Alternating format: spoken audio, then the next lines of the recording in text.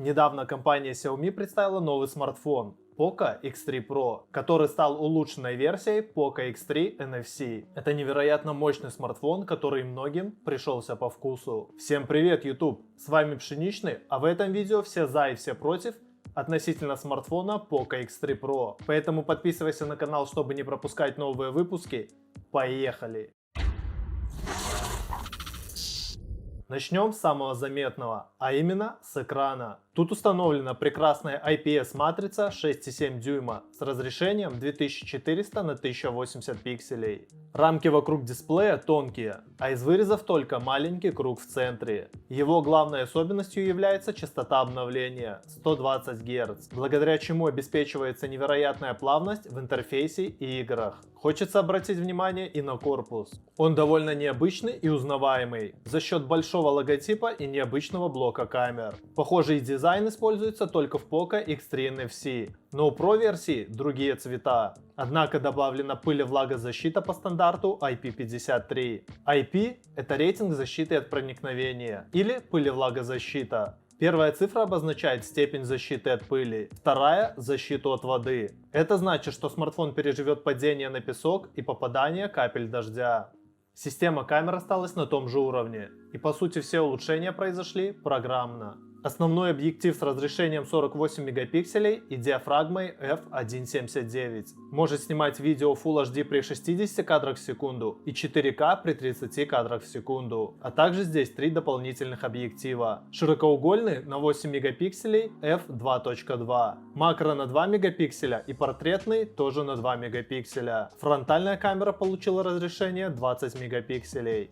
Больше всего проапгрейдили железо. Poco X3 Pro установлен предтоповый Qualcomm Snapdragon 860 вместе с видеопроцессором Adreno 640, а также на выбор 6 или 8 гигабайт оперативной памяти. Есть разъем 3,5 мм под проводные наушники, который сейчас устанавливается не во всех современных смартфонах. В моем Mi 11 Lite, например, такого нет. Аккумулятор 5160 мАч поддерживает быструю зарядку. Ну и, пожалуй, главная причина выбрать именно Poco X3 Pro – это соотношение цены и качества. В своей категории это лучший смартфон, который идеально подойдет как для мобильных геймеров, так и для любителей долго смотреть видосы и зависать в социальных сетях. На первый взгляд смартфон кажется безупречным, но если немножко покопаться, всплывут очевидные просчеты. Кое-что разработчики реализовали как минимум странно, а на некоторых моментах откровенно сэкономили. Что же я имею в виду?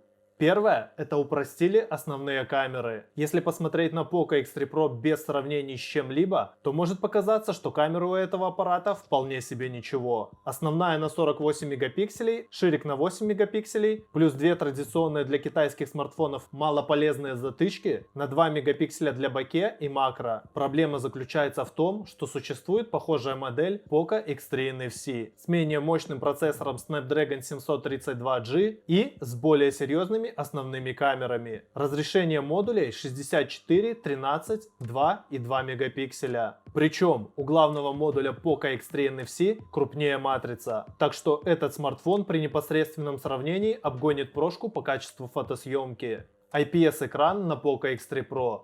Так все-таки он крут или нет? Сам по себе экран, конечно же, хорош. Однако достаточно вспомнить, например, про частоту обновления 120 Гц, что для этого класса является уникальным показателем. Но не стоит забывать, что в линейке Xiaomi есть сравнимые по цене смартфоны с более передовыми AMOLED-экранами. Например, Redmi Note 10, а также Redmi Note 10 Pro. Да, последний заметно дороже базовой версии Poco X3 Pro. Однако вариант этого смартфона на 8 256 гигабайт оценен в 27 тысяч рублей. То есть он не сильно дешевле Redmi Note 10 Pro. А у Redmi, кстати, еще и камера на 108 мегапикселей. Он реально здоровенный и далеко не тонкий. Смартфон с экраном 6,7 дюйма не может быть маленьким в принципе, это понятно. Но Poco X3 Pro крупнее некоторых конкурентов в таком же форм-факторе. Так его толщина составляет 9,4 мм.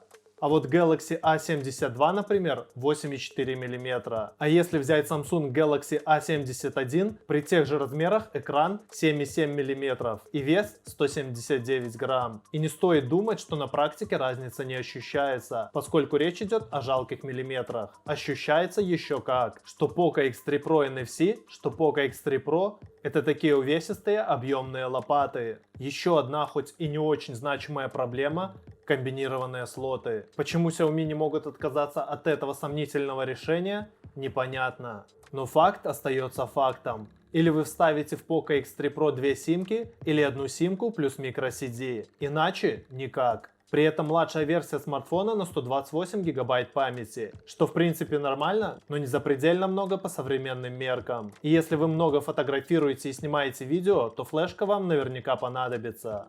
Аккумулятор. Его могли бы сделать и помощнее. Вместе с ростом производительности процессора выросло и энергопотребление. Так что в идеале стоило бы поставить в Poco X3 Pro более мощный аккумулятор. Хотя бы для того, чтобы время автономной работы в сравнении с Poco X3 NFC не сократилось, а осталось прежним. Но имеем мы то же, что и было, 5160 мАч. Это в принципе нормально. Но в Индии, например, продается версия Poco X3 с батареей на 6000 мАч.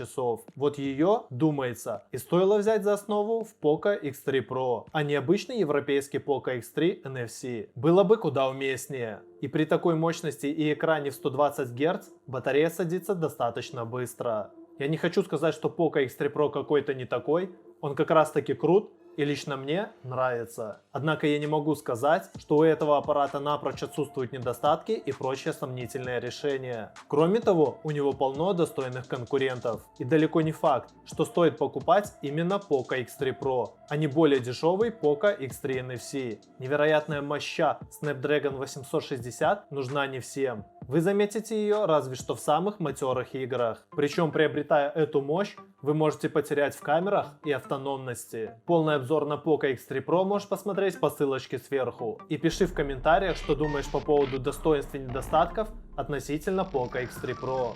Да пребудут с вами инновации!